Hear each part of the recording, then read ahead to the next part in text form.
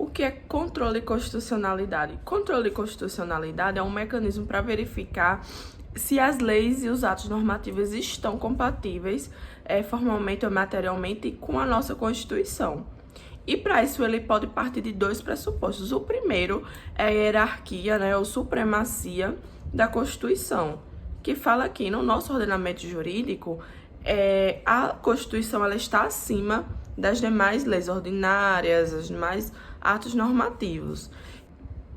E a segunda é o princípio da rigidez constitucional, que fala que uma lei ela não pode modificar a Constituição, porque uma Constituição, para ser modificada, é um processo muito mais complicado, muito mais difícil, por justamente ela estar acima das leis e dos atos normativos. Temos a inconstitucionalidade por ação, que é quando editam ou fazem as leis contrariando a Constituição Federal. E aí ela pode acontecer de duas formas.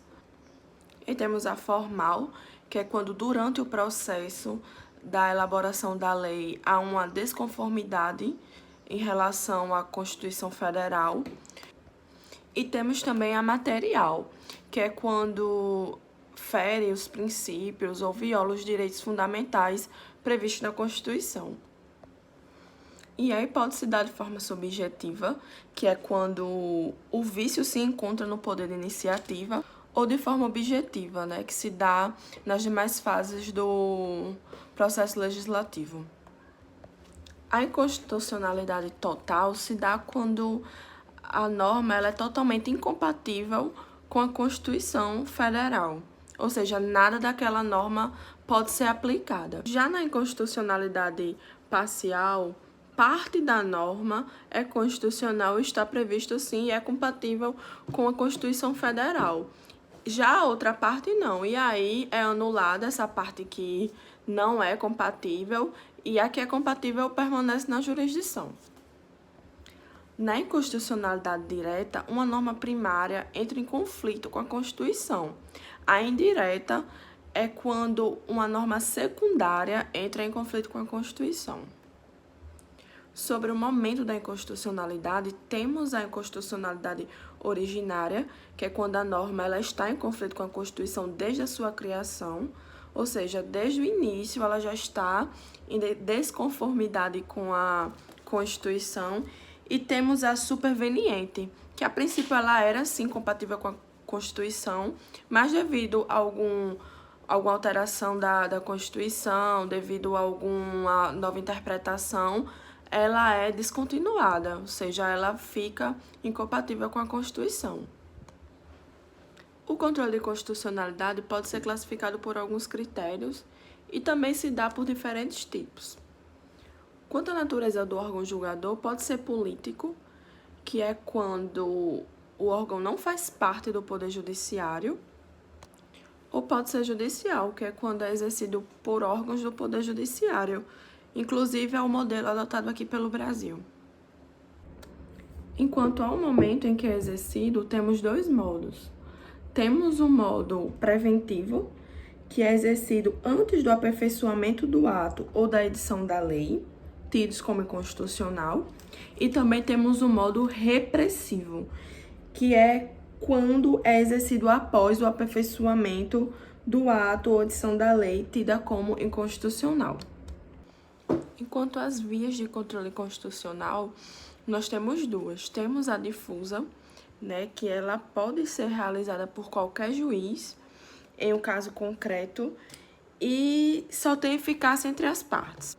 E aí também temos o concentrado, que só pode ser promovido por pessoas ou entes legitimados para ajuizar as ações que são, em regras, apreciadas pelos STF e cujas decisões produzem efeitos.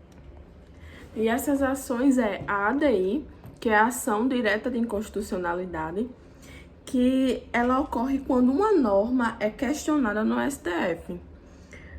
Essas normas estão limitadas a leis ou atos normativos federais, estaduais e distritais, desde que ela seja federada após a Constituição de 1988. Temos a ADC, que é a ação declaratória de constitucionalidade, que ocorre quando leis ou atos normativos federais são editados após a Constituição Federal de 88 e também tenha sido arguida constantemente, né? Que é aquela lei ou ato normativo federal limitado ao âmbito federal que tenha sido questionado recorrentemente.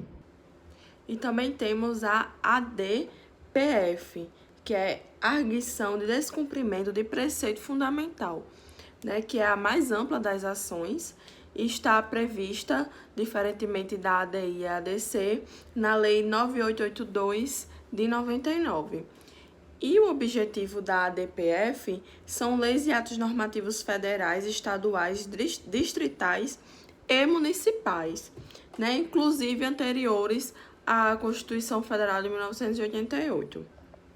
É uma ação usada em último recurso, quando a ADI ou a ADC não consegue agir, então ela é considerada residual ou subsidiária.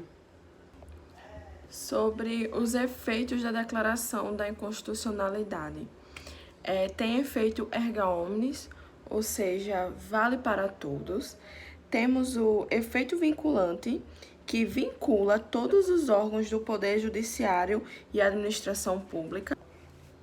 Tem também efeito repristinatório, né, declarando inconstitucional lei que revogava a lei anterior, e aí a lei anterior volta a vigorar.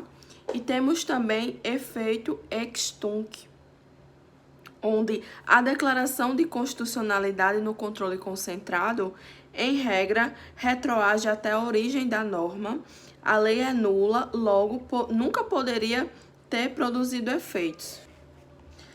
A Lei 9.868 de 99 introduziu a possibilidade de modulação de efeitos.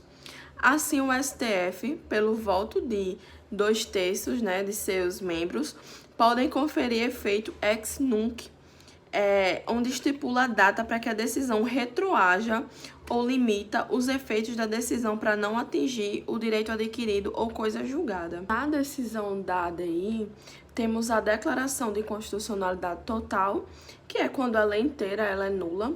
Temos a declaração de constitucionalidade, onde a lei é constitucional. Temos efeitos vinculantes, né, de juízes e tribunais não podem declará-la inconstitucional. Temos declaração parcial de inconstitucionalidade, que parte da lei é nula. Temos também declaração parcial de inconstitucionalidade sem redução de texto, que é a ação julgada parcialmente procedente para excluir determinada interpretação da lei, sem, no entanto, declarar nulo parte do texto.